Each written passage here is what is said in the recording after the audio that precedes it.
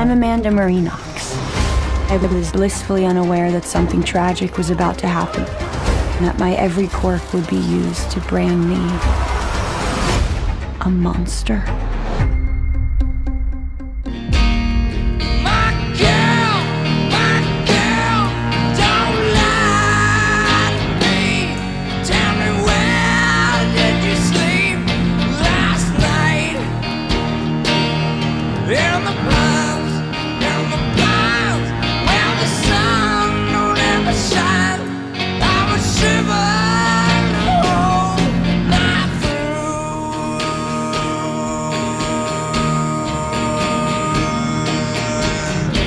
And so we return back to the origin of this entire series. These are the four main characters involved in this story. We have a victim, Meredith Kircher.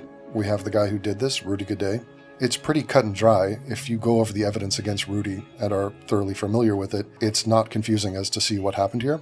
The reason this case has traction or is memorable and has caught the attention of the world in any way is the fact that Amanda Knox is pretty, and the media shamelessly ran with the story that she had killed her pretty British roommate. That was the story that intrigued people. It made people say, whoa, this is different. This is incredibly rare. Like, what an evil, horrible person. She isn't. The evil, horrible person is Rudy Gaudet. That story didn't sell as well, obviously, because it's deranged and horrible and just there's nothing redeeming about it at all. Not that there is about Amanda Knox, but they turned it into a derpy murder mystery when it wasn't, ever. ¿Cómo se llama? Amanda Marie Knox. Story is a powerful thing.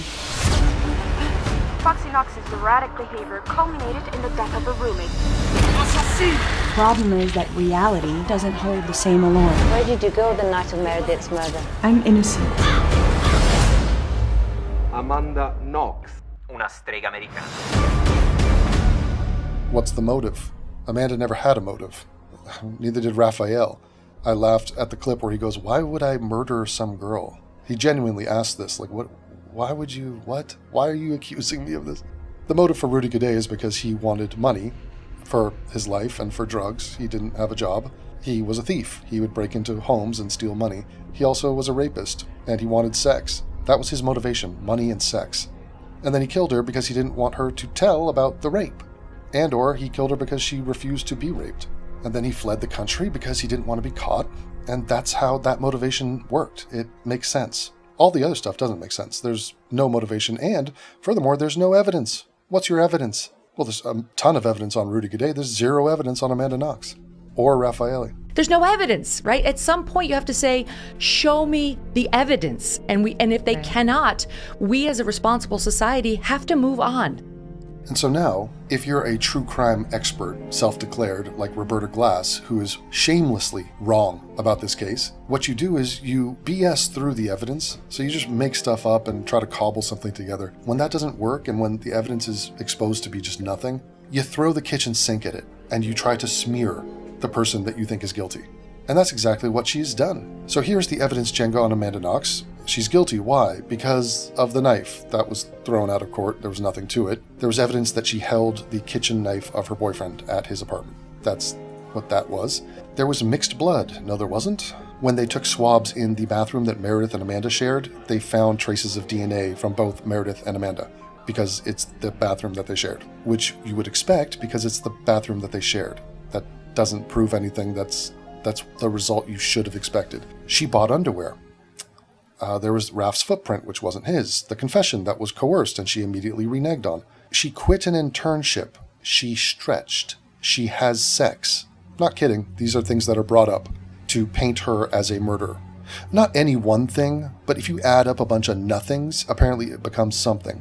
She has crazy eyes, is brought up multiple times. The bra clasp, which I just debunked, and that was in regards to Raphael, who is apparently unclasping a bra during a violent, knife-wielding gang rape. She had a dildo. There was a stage break-in, which there wasn't. There was an eyewitness, which there wasn't. Bleach was involved, which it wasn't. A duvet was covering the victim, which means that only a woman could do that, apparently. She smelled, as in B.O. She did the splits.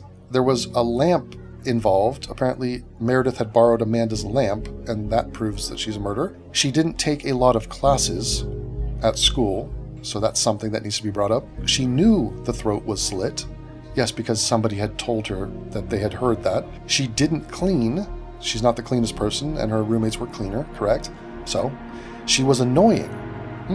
There was a mop, right? The mop was tested. There was no DNA found on the mop. The mop was just a mop. And she did a cartwheel. In her defense, point number 3, she's white. Look at those crazy eyes. I just want you to sit with that. So that's me joking about her whiteness. It's a half of a joke, but yes, young 20-year-old white women do not murder. They don't rape, typically. They also don't use knives to murder their friends. Just doesn't happen. Roberta chimes in with, look at those crazy eyes. Those are crazy eyes. So she's giddy and just smiling, and she has eyes, and those are crazy eyes. Watch the way in which this witch hunt, from a witch, actually, adds up. And let me know when you are convinced that we should throw this woman, this human being, in prison because she has eyeballs in this picture. Did that convince you? Didn't? No. Okay. Let's also talk about her problems with Meredith. She had problems with Meredith because Amanda Knox didn't like to flush the toilet. She didn't like to clean up. Meredith was very tidy. She shared this bathroom with Meredith. First of all, nice spittle.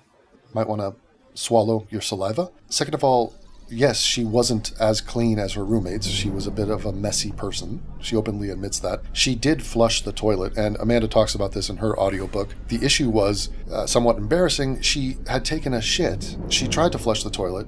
It didn't flush all of her fecal matter down, and she didn't see that or notice that. She didn't take the brush and escort the remnants of her bowel movement down the toilet. So at one point, Meredith said to her, hey, these old Italian toilets are not great. So just want to let you know, like, you have to sometimes use the brush.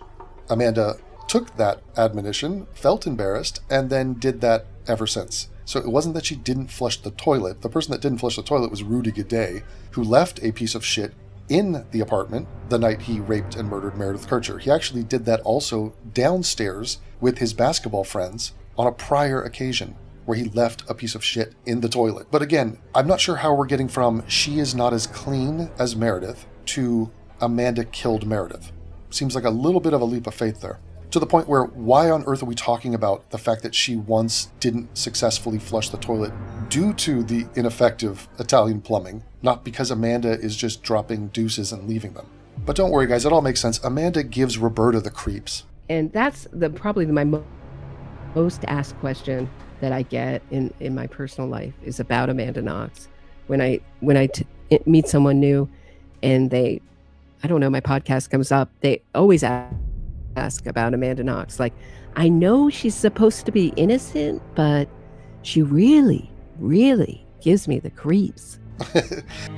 To witness the rest of this video, sign up at censored.tv. Be sure to use the coupon code ROOM to get 20% off. Or you can head over to subscribestar.com/atheism and join up to receive every full-length new video Devon makes. It barely costs anything to sign up. You know he deserves your support, and you deserve to be entertained by every new video AIU creates. So become a flying monkey and let's go.